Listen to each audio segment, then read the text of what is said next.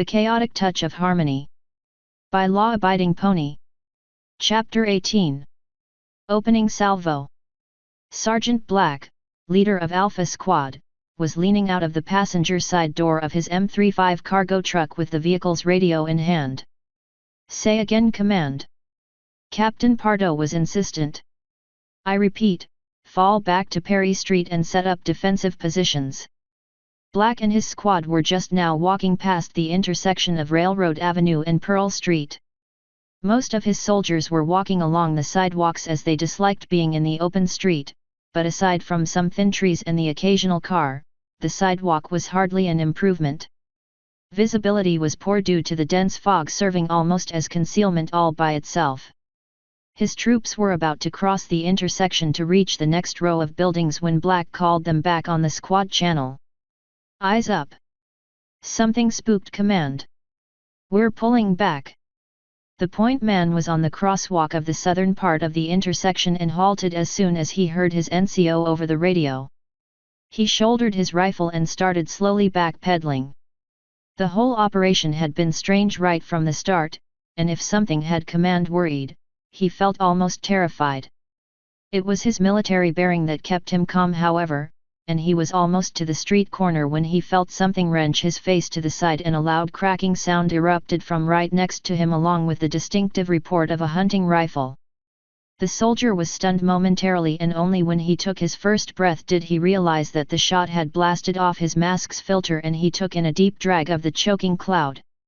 The trooper behind him grabbed his shoulder strap and started dragging him off to the side and into cover while yelling a warning to the rest of the squad. "Sniper!" A second shot from a different concealed shooter went straight through the would-be rescuer's thigh, and he toppled over with the point man's weight slamming down on him. The rest of Alpha Squad scrambled for cover, but they were too far out in the open save for 3 cars along the road. 5 of the 9 remaining men slid in behind the cars while providing covering fire for the other 4 to retreat back to the buildings along the south side of the road, as the hill to the north was far too open to try and run over.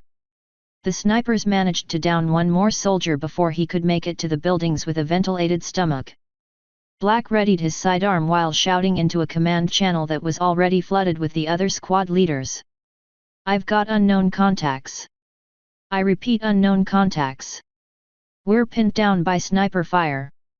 Requesting support immediately." A pressure wave rattled the M35 as the trio of cars that half of his squad had been using for cover detonated with the telltale signature of an improvised explosive device. Captain Pardo's command structure was a mass of frantic activity as reports came in about causalities, attacks coming from the west, and desperate soldiers on the ground requesting orders and support. What had started as a figurative milk run with no possibility of combat, quickly morphed into a lopsided slaughter as militants flanked and surrounded the horribly ill-equipped Able Company. Pardo was shouting on the radio for everybody to fall back to the rally point and had a radio operator requesting air support. Thompson ignored most of it as he moved over to the edge of the tent so he could contact the ponies without having all the background noise drown him out. "Zeta 1, come in, Zeta 1. Moments earlier Alexia was on her array, watching the sickly western dots burst into movement. Almost immediately, a dozen of the golden orbs representing Able Company went into chaos. Some went dead while many dimmed and flickered for the briefest of moments with the same rusty discoloration that the western dots had. Her fear rose sharp as 5 of them broke away to head towards Lima. She did not have a chance to end the array herself because Conrad pulled on her foreleg with a desperate tone of voice. "Alex, we have to go, the soldiers are retreating to the truck." She regained her wits and nodded. "Right, 1 second." She stepped out of the circle and grabbed every piece of colored chalk and dragged them all over the divination array to ruin it. A trio of bullets blitzed past her head, narrowly missing her right ear and caused it to start ringing. Conrad interposed himself between where he thought the shot came from and Toon. "We need to leave, now." Her sabotage done, she nodded and bolted off towards the retreating members of Lima who were doing a tactical withdrawal by leapfrogging between the patches of cover to allow half of the squad to return to the transport before turning around a short distance later to allow their squad mates to do the same. The Earthmares, however, had chosen to activate their cloaks and fully utilize their natural speed to race past the row of houses while vaulting shrubs or avoiding fences. Conrad knew he was faster than Alexia and stayed low in the air as he grabbed her from above. Leveraging his innate magic as much as possible, he reduced their combined weight so he could power through the air while she used telekinesis to keep his legs wrapped around her barrel. Even as both of them activated their cloaks, he would not be content at anything but top speed until they were safely in the transport. Thanks to Alexia stopping Lima for so long to draw and use her diagram, the Mayans waiting in ambush for their squad were much further behind than any other member of Able Company. That did not stop the hostiles from trying to scare them off by launching a volley of 4 rockets after the escaping soldiers. 3 ended up hitting cars with the 4th smashing into a tree. They had little effect on Lima as the rockets had been fired unguided and blind. Azuz kicked the trailer loose as the driver turned the truck around so the fleeing soldiers could quite literally jump into the cargo bed. The Earthmares arrived first with Conrad hefting Alexia onto the bed. The soldiers were baffled by the sudden appearance of the ponies in the back as they dropped their cloaks, but the situation forced them to take it in stride. Conrad wrapped a foreleg around an anchored strap and motioned for the mares to do the same so they wouldn't go flying out of the truck. As they did, he grabbed the radio off his belt and yelled to be heard over the growling engine and the 2 RPGs that exploded around the M35. Zeta Actual, this is Zeta 2. Thompson was glad to have something constructive to do and answered quickly. What's your status? The team is with Lima and is intact. I still have that laser designator on my belt. Does the captain have air support on standby? Alexia heard him speaking and pulled her own radio out to listen. Negative. This was never meant to be a combat operation. He has choppers scrambling now, but it'll be over an hour before any arrive. Are we in full retreat? He asked. Affirmative. We have no information on the enemy's strength and they've already proven to possess military-grade weaponry. Pardo is pulling in reinforcements to form a ring of control around the area and he wants Able Company out of there. He's going to wait for the cloud to disperse before sending in an infantry regiment and an armor column to retake control. What about the squads in the north? Alexia inquired and she joined it. Thompson didn't like her failure to adhere to radio discipline in identifying herself, but saved a reprimand for a better time. They're trying to fall back, but all of the transports were either abandoned or destroyed. He didn't want to give bad news, and the way it sounded like things were going with the chatter coming in from the command station, it was not going well. If I coddle them even once, Enright will interpret that as having grown too attached and not fit to lead. He returned his attention to the radio. Zeta 1. Is your ballistic protection spell ready? Toon shared a nervous glance with Conrad. I have 2, but they're still experimental and I haven't fully tested them yet. But are they functional? On paper. She replied nervously. The director knew his team still had the invisibility bracelets and that Crimson had been given one shortly after joining Alexia into the program. However, they wouldn't be much use in a full-on firefight where Alexia was the only one who didn't have to get in close range to attack. She's clever enough to find a way to stay alive. Thompson heard something from the radio chatter off to the side. I'm sending you up north to assist the withdrawal of the remaining northern forces. I'll get the captain to direct his men towards Powerhouse Drive.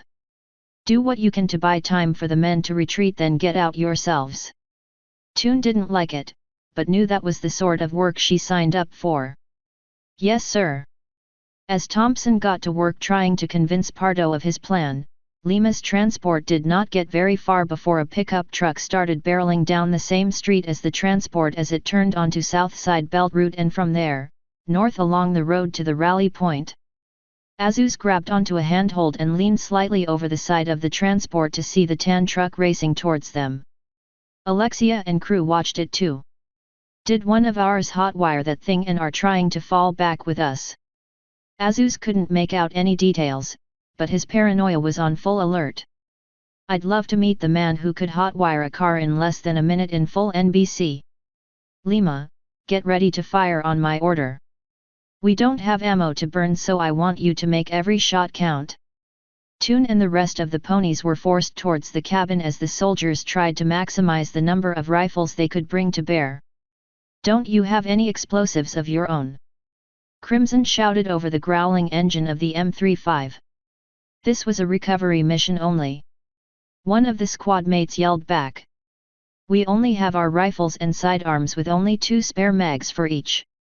The transport skidded slightly as it rolled over a small bridge when the fog lights illuminated an abandoned car almost too late to be avoided. The larger cargo truck was not fast enough to outrun the pickup, which had closed the distance in a matter of seconds. Through the dense soup of the cloud, the trucks were close enough that Lima could see the low profile of the mounted machine gun and the man standing behind it. At this range, Lima could see the steel plating crudely welded onto the pickup's engine hood. Alexia knew that the machine gunner had been waiting for a close range straightaway so he could fire right in the middle of the cargo truck where the soldiers couldn't duck behind the sides for cover.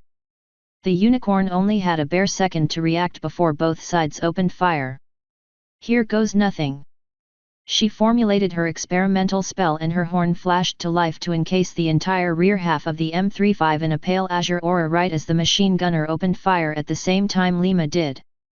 Muzzle flashes lit the gloom of the fog as over 100 bullets carved the air between both vehicles. Impacts rained upon the tan truck, denting the armor, fracturing the ballistic windshield, and bullets bounced off the armor protecting the machine gunner. Yet victory was not his as the near point-blank range of his automatic weapon struck no targets on the M35 at all. Not one bullet struck the transport nor the troopers as they kept pouring on the firepower. All of them expected to die at any moment, yet they would not stop firing until they did. Toon strained to keep the spell active and feared failure, so she pushed more effort into it. The bullets from Lima suddenly found they had more velocity than the round's propellant should be capable of producing and eventually damaged the windshield to the point where the pickup's driver couldn't see where he was going anymore and collided with an abandoned car.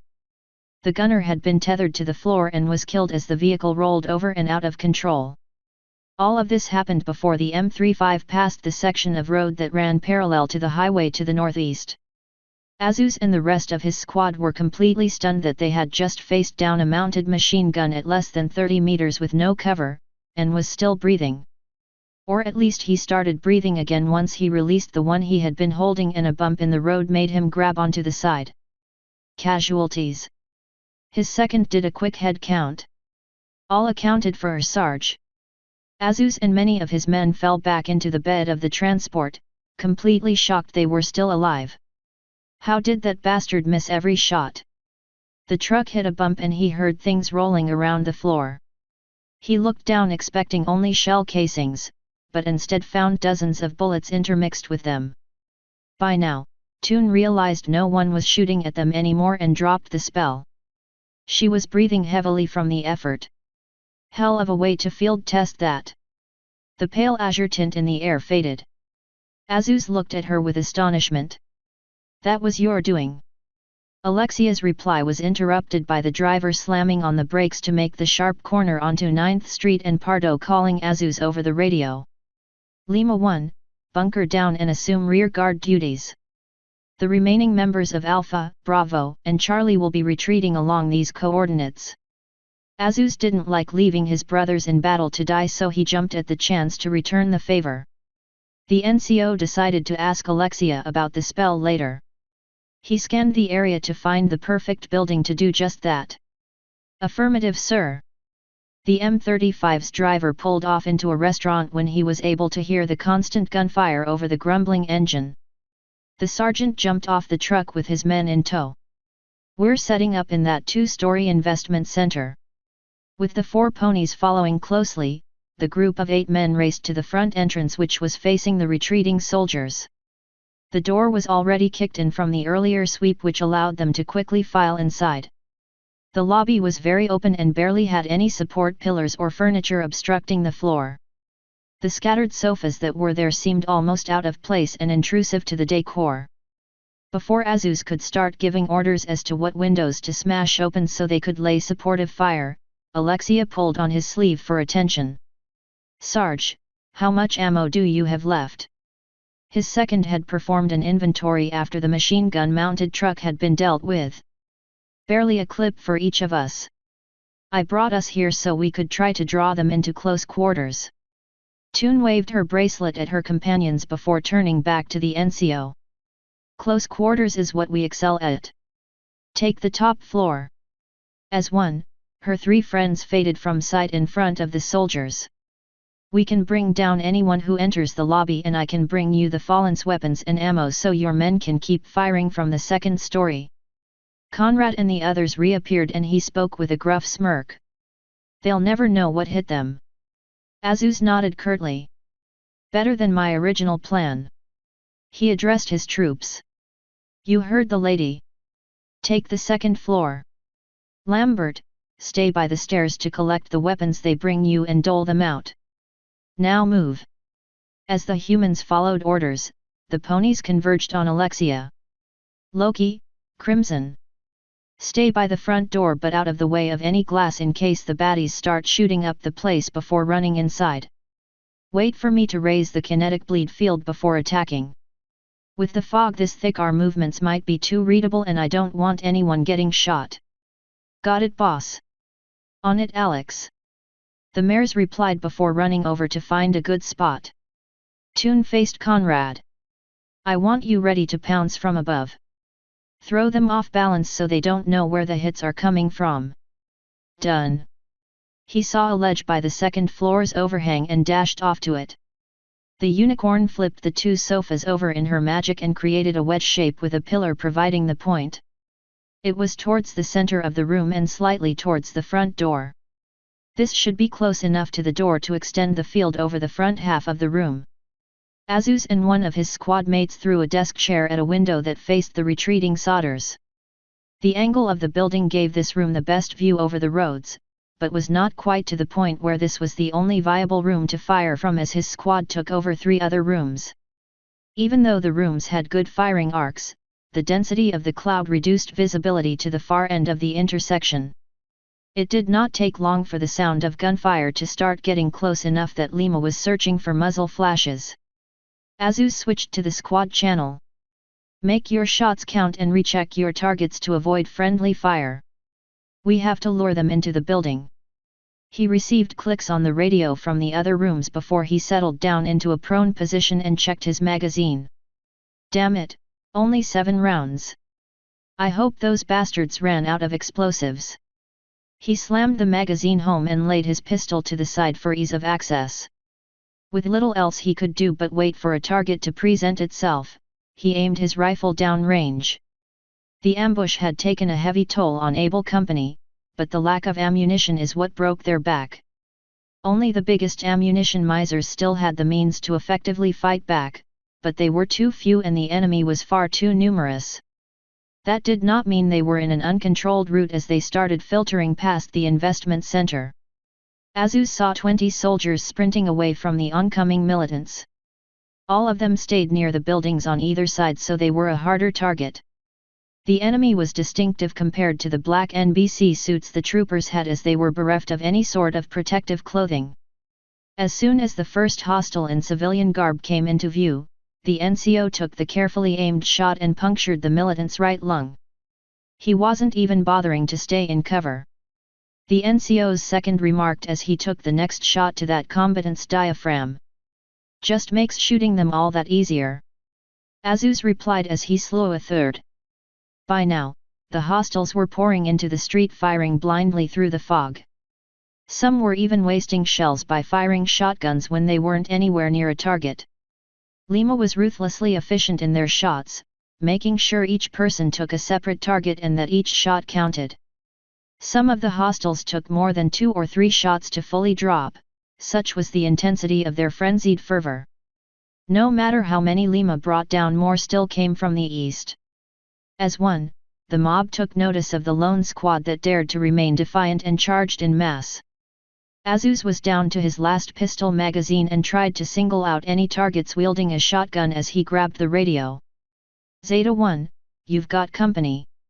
He felt a rifle round whiz past his face and chip the edge of his mask's filter, luckily it did not compromise it. Azuz knew the shot had not come from the mass of crazed civilians below, but from far beyond the edge of his vision. Sniper. Get to cover. Alexia hid behind her impromptu cover as bullets sliced through the air above her from the entrance as the first 5 Mayan initiates hosed the lobby down with shots fired at shoulder height. After the opening volley was done, the lead gunman saw nothing stopping him from leading the swarm into the building. That caused the man to have a modicum of caution and slowly made his way into the lobby. Those behind him followed suit. As soon as the unicorn heard them step inside, she lit her horn and cast the entire room in an azure haze that was enhanced by the cloud. Loki gestured with her hoof to Crimson to wait for 3 seconds as the Mayans slowly entered the room with guns raised. The sourceless azure light made them spread out to find the source. As soon as Loki's silent count hit the go mark, both Earthmares picked a target and sprinted the short distance to buck their respective targets, first in the knees to topple them, and then a quick snap kick to the chest or head on the person's way down. Both mares flattened 3 people apiece before the Mayans could react. The only sign of their passing were ripples in the pervasive cloud. Conrad joined in by dropping hooves first, onto a combatant that made the mistake of wandering too close to Alexia. The crowd instinctually backed away from the flattened and suddenly bloody man, which gave Conrad the time he needed to fly back up and deliver a back kick to 2 more Mayans. He used the recoil to propel his front hooves into the back of the head of a 4th. More combatants started filing into the room only to be bunched up together by those already there trying to figure out what was happening. Loki bucked her 6th target into the crowd, knocking over 3 more. Crimson made a solid hit on one target's knee and he crumpled in agony where Conrad dropped to deliver the coup de grace on his neck. 4 of the smarter Mayans tried to track the odd wraiths in the fog, but their bullets barely had the energy to leave the barrel, let alone harm anyone. After watching over 20 of his fellows get cut down by what looked like mist wraiths, one of the more muscle-bound Mayans had had enough. Just shoot everywhere. Almost as one, the mob crowded by the door raised their weapons. Both Earthmares didn't fully trust Alexia's spell to protect them against so many and scrambled to find cover in the side offices.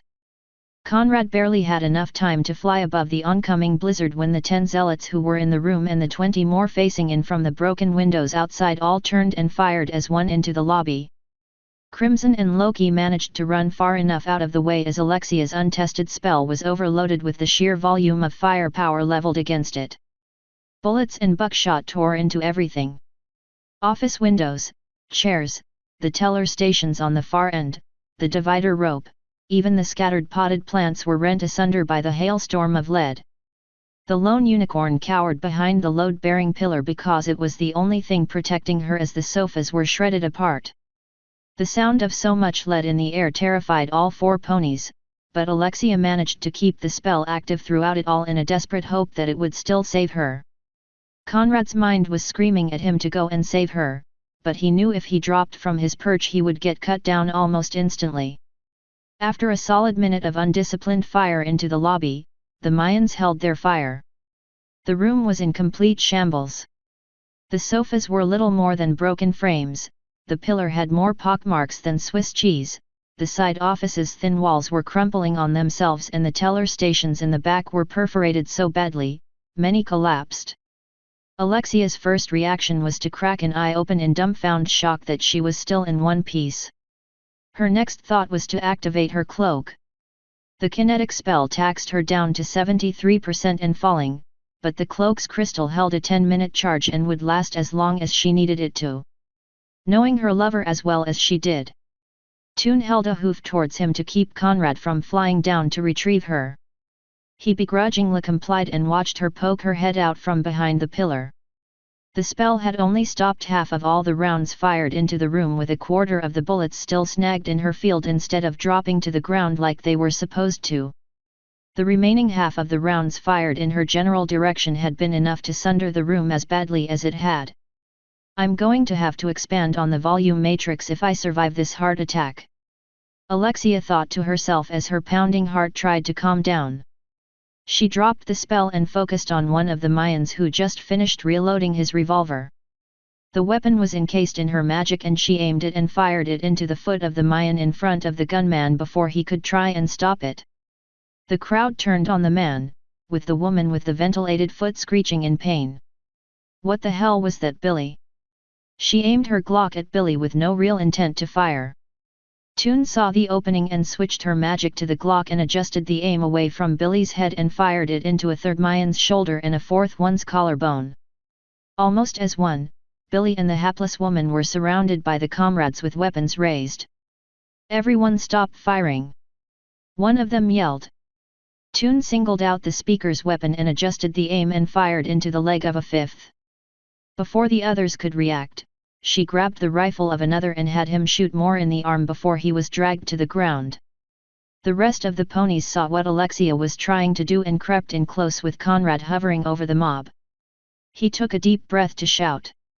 "Traitors! Kill the traitors!" Alexia added emphasis to his yelling by making more shoot themselves. Crimson recognized some of the telltale discolored and sickly red skin from those that attacked her family and home. She was going to enjoy this. They dishonor the gods. Kill the heretics. Toon made more shoot themselves. Loki joined in the other two ponies' constant tirade of jeering to push them over the edge with a manic tone of voice only she could produce. "Blasphemous ignorant scum-sucking pig sows! All of you must die!" One of the Mayans in the center was about as bright as a stump. As such, even the loose collective consciousness they all possessed wasn't enough to convince him there were no real traitors in his midst. In a blind panic, he finished reloading his semi-automatic shotgun and aimed it at the nearest Mayan. "Traitors!" A loud report and a point-blank shot ruined the target's torso. "Heretics all of you!" Another militant went down to his paranoia in a rest mist of blood. The Earthmares quickly scrambled back to their spots and Alexia back behind the pillar as the mob quickly devolved into bloody infighting. Revenge and counter-revenge tore the large mob of Mayans apart as they killed all the perceived traitors who never stopped multiplying. Some of those who had been too far away from the display the ponies had used against them tried to break up the fight. The same absolute devotion that commanded such power over a Mayan's mind mutated into dominating mistrust. One zealot who had a crude eye patch fired a 3-round burst into the back of another after that one had just killed Eye Patch's old friend. In his increasingly blind rage, he turned to the ones trying to stop the fighting and shot 6 rounds into him and then 2 more Mayans before being shot himself from those outside the infighting. Those that had just shot Eye Patch were in turn shot by those adjacent to them for treason. Not everyone saw Eye Patch shoot his brother in faith, and that caused more to kill his executioners. This caused a chain reaction that devolved the mass of cultists into slaughtering each other. All the while they threw curses at each other and shouted that the quarry dust demanded their deaths. Bullets flew everywhere as the undisciplined and frothing mad zealots slew one another for 2 brutal minutes until they were fully out of ammunition. That did not stop the last 7 from slugging it out in a fist fight that lasted 5 more minutes. The last 2 combatants were barely able to stand and were reduced to slinging harsh words at each other. Azus had long since been given a rifle and some ammo from the pile of bodies inside the investment center. When the last 2 Mayans were wearily throwing punches at each other, he ended their lives with 4 new holes in their lungs. The sergeant made sure his shots connected before ducking back behind the wall. I doubt the snipers killed themselves too. The entire event was still reeling in his memory. Just what did those ponies do down there to make them start shooting each other? On the other side of town near Sweetwater Hospital, the local Mayan leader held a name granted to him by the Herald, Zadavek. He could feel the lives of his followers be snuffed out in rapid succession, although he didn't know the cause. The global population of Mayans was becoming too great for the Herald to put forth strong direct control over every tainted human. As such, he selected able leaders among them and made them a focal point of control. Originally, the Herald made these leaders the nerve cluster of control for those underneath them. Yet after the disaster at Connie Creek Lake, he decided to try a different approach with future Mayan leaders to see if they could still have a controlled army, but without the catastrophic loss of cohesion that resulted from that brief lapse of consciousness from the cult leader. Zadavek was one of those experimental leaders. His control was limited to the power of suggestion and the ability to broadcast that suggestion to all under his influence. His suggestion was just as dominating of a lesser Mayan's will as the cultist leaders had been, but the difference was that it allowed the minion to remain functional in the event Zdavek was incapacitated. It came at the cost of reducing most of his minions' higher intelligence. That lack of cognitive prowess could only be rectified over a long period of time. As a result of the looser control structure, Zdavek was unable to see or hear through the eyes of his minions, so he did not know the real reason his zealots were dying so quickly. It seems I underestimated the army's ability to react. The overseer tisked at the resounding defeat. Troubling to lose so many, but hardly a problem that can't be mitigated. He turned his focus to the few remaining warriors he had left. A necessary sacrifice to buy time to move the thousands of new converts. And he felt the addition of 3 soldiers' minds being tethered to his control. It would still be several hours, but in the end they would be his to command as he saw fit. The reward outweighs the cost. Those men will make it easier to remold the new followers into a proper military force. Of the 70 zealots he used to have under his command, only 4 remained. Those 4 were the sharpshooters who had fired the opening shots of the ambush. He spoke aloud in a calm, low tone, but his voice was heard by his remaining faithful in the line of fire. "Return to me, my warriors. You have stalled them long enough." There had been 10 soldiers of able company that could have been forcibly recruited, but his remaining warriors needed to be fast, so they could only take 3 and killed the others. A waiting car and driver stood at the ready for him to enter. "Take me to the caverns. I wish to take my leave before the military's air power arrives." "Yes, Overseer." The unremarkable hatchback sped off to the west. The drive was moderately slow as the driver had to navigate the cloud when visibility made going any faster than 15 miles per hour too much of a risk. They arrived at the small neighborhood of Clearview Acres without incident and left the car behind to hike their way deep into the Badlands of Black Butte. By the time he and a dozen other enlightened were on foot and headed towards the caverns, the first of the Overwatch aircraft arrived and set up station around the cloud. Zdavek waited for the craft to focus away from the far west before he commanded his followers to continue. As he walked, he attempted to commune with the herald. "O mouthpiece of the gods! Hear the voice of one of your devout and humble overseers." He did not have to wait long before a deep baritone voice that sounded akin to grinding stones entered his mind. "You are anything but humble, Zdavek, and I know you are not so ignorant as to believe the quarry dust are truly gods." The note of sarcasm was as thick as molasses.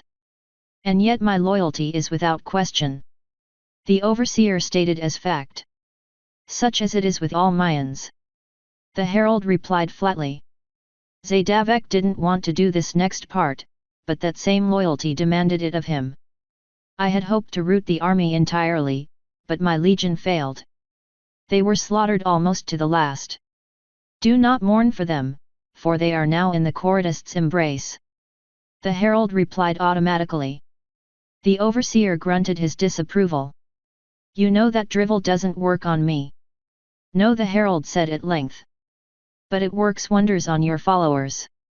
I know you don't play up the religious angle of control, and frankly I don't care." The disembodied voice fell silent for a moment. "I can sense the thousands you've successfully added to the fold." He was immensely pleased. "You produce results. So long as that remains true, you will retain my favor. When human civilization is wiped clean, I will personally see that you are elevated to join the quarry dust." It was a prospect the overseer strived for, and the herald knew how to play the man's ambitions. "Your foresight in covertly enlightening a crew of meteorologists so you can predict the cloud landings along with your execution of today's conflict has proven to me you are worthy of the next level of evolution."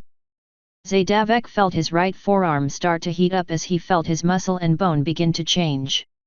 "It will take 2 nights to complete. Upon that time, you will be the first among my overseers in North America." The overseer sneered at his arm. "Good. Keep the next step handy, because you'll be giving that to me soon." The herald grunted in approval. "That remains to be seen. Now I must leave, another matter demands my attention." The former human knew the herald demanded action over supplication, which was primary reason the disembodied voice allowed him to openly view the quarry dust as secular masters instead of gods. To be the first on a continent. The Mayan thought with greedy exuberance. I have no idea what changes this will do to me, he said as he inspected his arm. But it is just one more step to proving that I am worthy of being more than a slave when the masters finally arrive. Azuz peeked out of the window with a hand mirror as he tried to locate the sniper. See anything? His second pulled his broken splinter of a mirror out of the shattered window and slouched against the corner. Nothing. It's been 5 minutes. What should we tell command? Same thing we told them a minute ago. Azuz replied curtly. That there are possible snipers covering the building and we don't have the means or manpower to root them out. What about that unicorn? She's the one who detected the ambush. Can't she tell if the enemy is still there? The NCO dropped his mirror to look at his subordinate. Command said. His radio crackled to life. Lima 1, status report. Azuz fumbled for his radio to respond. Lima 1 here. It's all quiet. The snipers are either patient or gone. And I'm leaning towards the former. Back in the command tent, Pardo looked away from the radio to Thompson. Anything? Toon said the pattern she used to detect humans was having trouble with the opposing force. She doesn't want to bet their lives on it successfully locating them. The captain felt he was creeping into classified territory that could cost him his command, or his life. And what does that mean exactly? The surviving members of Able all attest that the enemy was human. How could her? He had difficulty saying the next word with a straight face. Magic detect my men perfectly, but have trouble with the hostiles. I will be the first to tell you I have little understanding of pony magic, Captain. But everything she's told me is that her power is very precise in its function.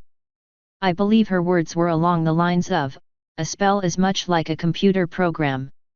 It will do exactly what you tell it to do, not what you want it to do. However, she said she wrote that radar spell on the fly.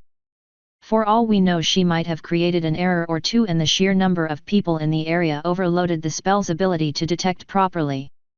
Pardo quickly ordered the arriving armored personnel carriers from the north to divert and pick up Lima. He turned back to speak with the brooding director. Why do I get the feeling that's not the only theory you're entertaining? Thompson studied Pardo a long time before replying. Because it's not. And the one I'm leaning towards scares me. The last of Zadavek's followers made it out of the cloud and into the rough terrain before the army could close the noose around Rocky Springs. The caverns the overseer's flock had discovered were not on any map.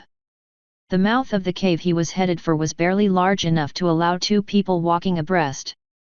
The dry entrance had no guards, save for a lone sentry who was deep enough into the cave that he could hide should the unenlightened come nearby.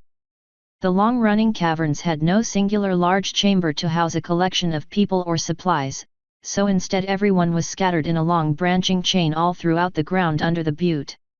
In his human life, Zadavek had been a praised logistics expert for UPS. As such, he was brutally efficient at shuttling Rocky Springs' former inhabitants and their supplies out of town and into the caverns. It helped that his followers obeyed his every word without question or complaint. Originally he had 200 followers, and with the loss of almost all of his warriors, his flock was vulnerable. The cloud will dissipate within the hour. He felt the last of his sharpshooters had the 3 captured soldiers slung over their shoulders and were nearing the caves. He sent nonverbal praise through the link to show his approval. It will take time for the newly infected to awaken into the fold, but those 3 were the most important additions of the day. His musings were interrupted by the arrival of his second. She was a muscular woman with hair that was past shoulder length on the left half and shaved bald on the right. Along her scalp were acid-burn tattoos of the life she left behind. Her tone was ragged from the scars along her neck. She went by no name other than Second. She was like Zadavek in that she had no illusions that the quarry dust were actual gods, but she knew serving them was the only way to have a future. As a show of allegiance, she discarded her human name and would accept no other until the herald gifted her with a new one. The act didn't move the herald in the slightest. He knew her obedience was unshakable no matter what she believed. He would only give her a name after she earned it through service. Second pressed her fist against her chest in salute. I commanded everyone to start moving deeper into the caverns and I just got the total supply count. We should have enough food and water to last 15 days. We can stretch it to 19 if my teams find an aquifer. I doubt they will in this environment, but stay on it. Until the new additions awaken into the fold, we have no idea how long the army will be hunting for their missing citizens. By your will, Overseer. Zadavek watched her leave.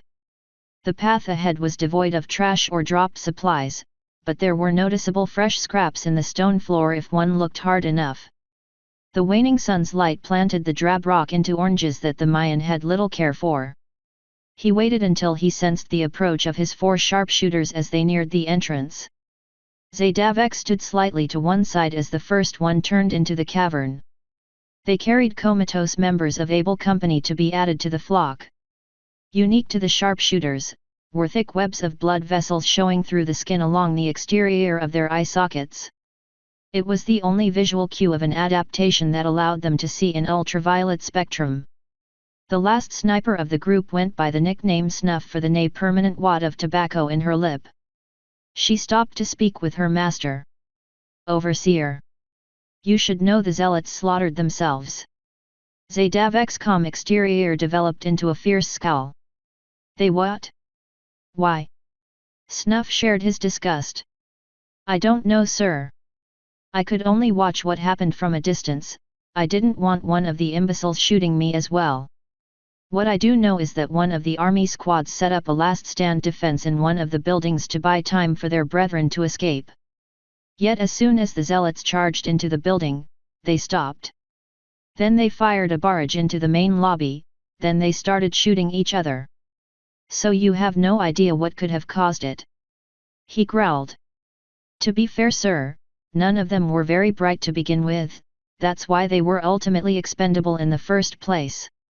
It's likely one of them shot another by accident and an execution for treason spiraled out of control until everyone offed themselves. How could such a thing happen? The overseer asked himself more than the sniper. No Mayan, no matter how recently they've been brought into the fold, is capable of treason. Perhaps the 3 soldiers we captured will have an answer when they awaken. Zadavek rubbed his chin in contemplation. Possibly, but I doubt it. The army had no reason to bring anything but basic weaponry with them, unless... A troubling thought occurred to him. Unless they crafted some new weapon that shatters our unity. Is such a thing possible? Snuff asked with grave concern. I don't know. I was under the assumption that the government still regarded the cult and the clouds as separate problems. But either way, the overseer's thoughts drifted back to the soldiers. We'll find out soon enough. The APC delivered Lima Squad and the Equine Quartet to base camp. Before they could do anything, they were all rushed over to decontamination. It was not a pleasant process as the pony's skin ended up being badly irritated more from the decontamination process rather than the mass of decaying viral particles in their fur. Conrad had it worse by far as the technicians kept overextending his wings in their attempt to fully cleanse his down feathers. The ponies would not see their equipment again for some time as those 2 went through a rigorous decan process. Loki was the first to be released from the tunnel and was doing everything in her willpower to keep from rolling on the highway to Scratch. The director was near the exit, so she went up to him. Damn it, man!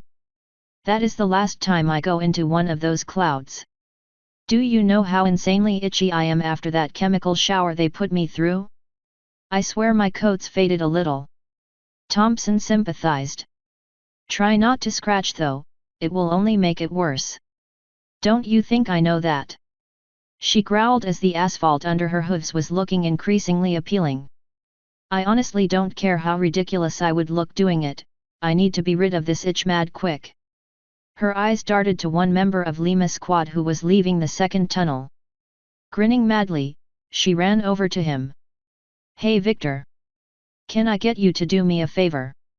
Crimson was the next to be free of the tunnel and found a rather comical scene. Loki was straddling a crate as two members of Lima's squad were petting the green and pink pony along her mane and back. The earth mare was a gibbering mass of putty under the onslaught of the soldiers' hands. Victor and his accomplice Chapman were very content with massaging out Loki's itchy skin. Crimson had yet to experience the joys of being petted and found it slightly belittling and walked over to the mare to see why Loki put up with it. The green mare waved a lazy hoof at the pale yellow pony. "Hey girlfriend! You should really get in on these massages. Looks an awful lot like how I used to pet my dog." Anderson countered as she glanced at the two soldiers. Victor made no response as he was snickering at Loki's blissful smile while he scratched behind her ears. Loki managed to form a coherent argument. "Then you know how much he loved it when you petted him." She rolled over on her back to expose her belly to the soldiers and to free up some space for Crimson. "Don't knock it until you try it, sister." She waggled her legs until Victor got the hint and went straight to scratching the melting mare's belly. "Oh God, now that's the stuff." Victor's partner in crime looked at the hesitant yellow mare. "Come on, it's the least we can do for you guys, saving our asses today. Making those bastards kill each other was genius." Anderson studied Loki's expression, looking as if she was in paradise, and relented. "I suppose it could be worth it, if only to stop being so itchy." She jumped up onto the crate and laid down while keeping her head up. Chapman knew hesitation when he saw it, but couldn't resist petting the red and yellow pony. "They are too damn cute. It's like someone engineered the perfect creature to tug on a pet lover's heartstrings." He started off as conservative as possible and only petted Crimson's mane. The effect was immediate. Anderson's anxiety bled away faster than water down a drain and started leaning into Chapman's hand after the third stroke. 2 minutes later she was laying her head down while two more soldiers of Lima Company joined in.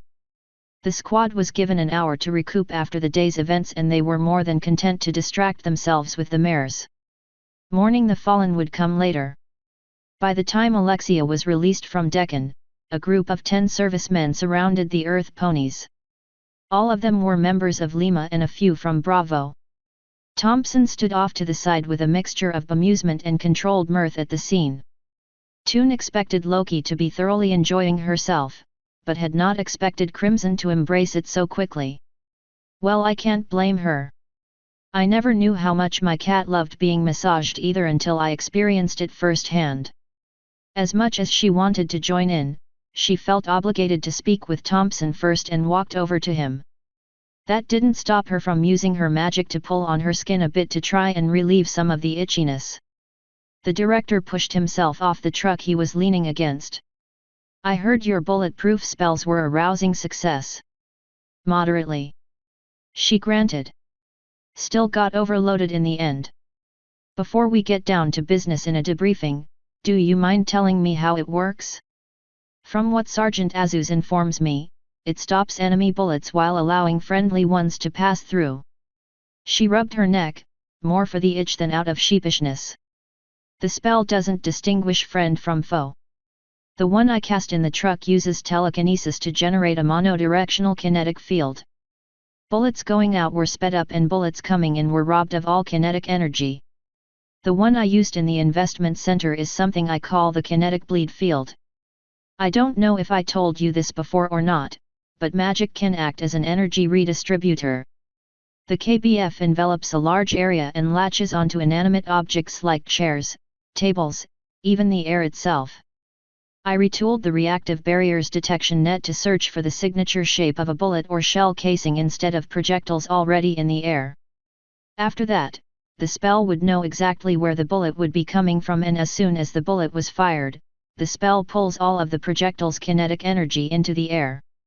What's more is that KBF doesn't try to stop objects any larger than a bullet from moving, so it doesn't attempt to keep a person from walking around. So I'm guessing that's why some of them remained hanging in the air?" I remember Victor saying after killing the machine gunner, he plucked a frozen bullet out of the air that was an inch in front of his face. The unicorn cringed at the thought. "Well, that's one of the bugs I haven't worked out on either of those spells.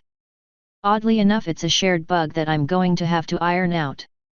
The frozen bullets get locked in place relative to my current position and move as I do so long as the spell is active. It also seems to keep pulling from the kinetic energy. Gravity would be adding to the object, so magic is wasted in countering that. Thompson allowed a smirk to show through. Glad to see magic has its fair share of bugs like programming and engineering does. Well, of course it would. She replied as if she had been insulted. Anything created by Terrans is prone to have errors while still being experimented with. Thompson arched an eyebrow at the term. Terrans? Where did you get that from? Alexia pawed the ground while trying not to sound silly. Well, I heard it used a lot in fiction to describe humans. But the word really just means, of Earth. So I was thinking that it could be used to refer to humans and ponies together. My species may have originated on a different world, but I'm still an Earthling. A fair point. He conceded. A term referring to both of our species would fall in line with her ultimate goal. My superiors will want a report soon. He removed the tablet out from under his arm and saw her magic kept pushing and pulling on her skin to relieve the horrible itching. His brow furrowed in concern. If you can stay lucid, how about you join your friends over there so you can get relief as you dictate the timeline of events? Alexia's face lit up like a spotlight. Really? Oh, thank you. She galloped over and wrapped a second crate in her kinesis and brought it over so she could join the other mares.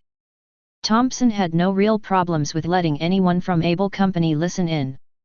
The whole point of this operation was to declassify the pony's existence.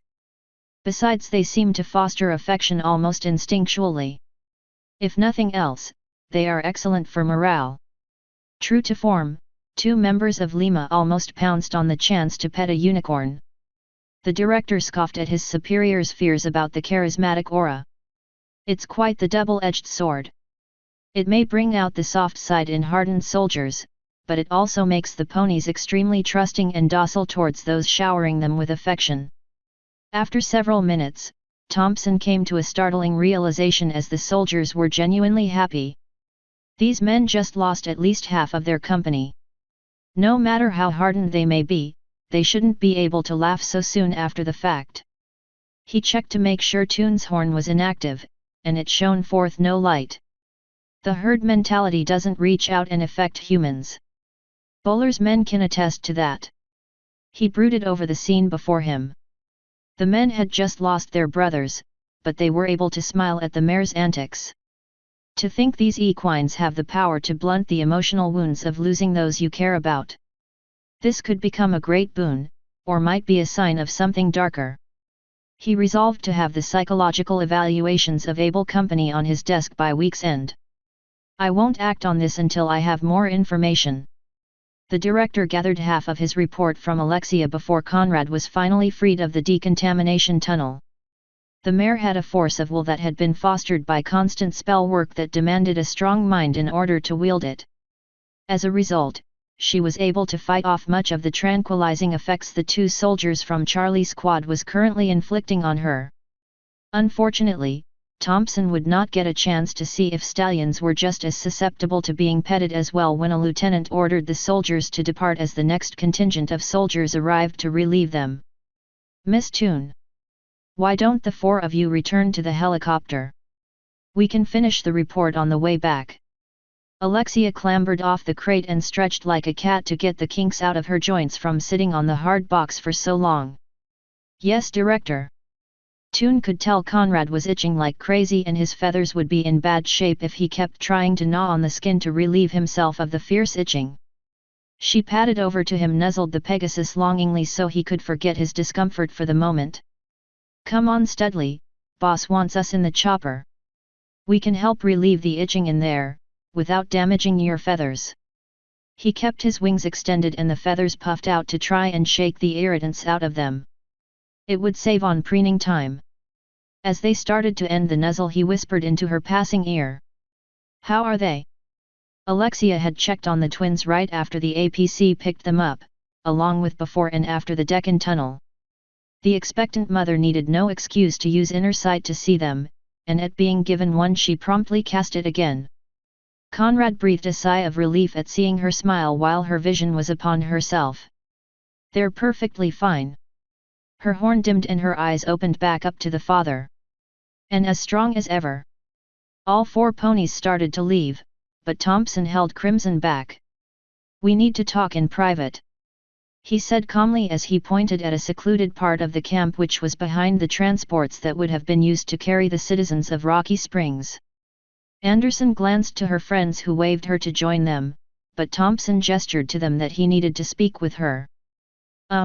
Sure boss. Crimson walked over to the indicated location and then turned to speak to him. What is it? I felt broaching this topic to all of you at once may be detrimental, so I wanted to bring this up with you personally. I'm not keeping secrets from my housemates. Crimson warned. Especially not Alexia. I don't expect you to. Thompson replied before switching topics. Your file said you had been accepted into the Tulane University School of Medicine shortly before you became a pony. Is that accurate? Anderson wasn't sure why the director was bothering with this now. That's right. My folks were using the family reunion as an excuse to brag about it until those damn cultists showed up. She eyed him closely. Why do you care now? Your team needs a medic. He stated bluntly. You were lucky that none of you were shot or killed. You ponies may possess fast healing, but not fast enough to recover from a bullet wound. Toon has not demonstrated or spoken of any restorative magic, and it's only a matter of time before one of you gets seriously injured in the field. Thompson let the warning hang. Crimson saw the need for it. At least this way I'd still get to chase the dream I thought I had lost. I may not get to be called doctor, but I can still heal people. I'd be glad to be the team medic. Although I know little of pony anatomy, outside of living as one anyway. I suspected you would accept. I will have Wilder take you under her instruction. I doubt I would need to make it an order, were it not for the bureaucracy.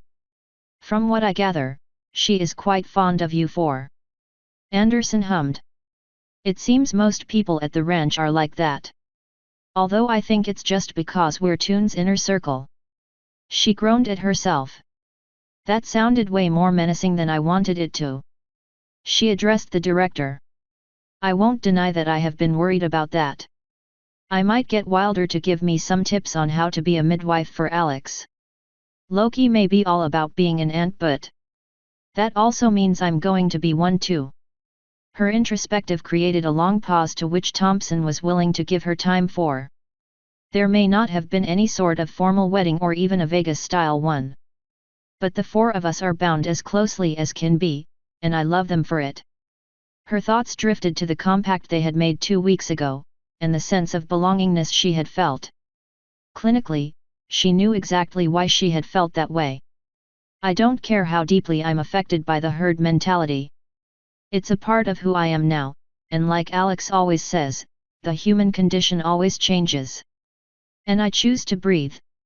She resolved to find a more fitting term for the human condition so that it encompassed ponies as well. Crimson looked back up from the ground after ending her introspective with determination written over her face. When do I start?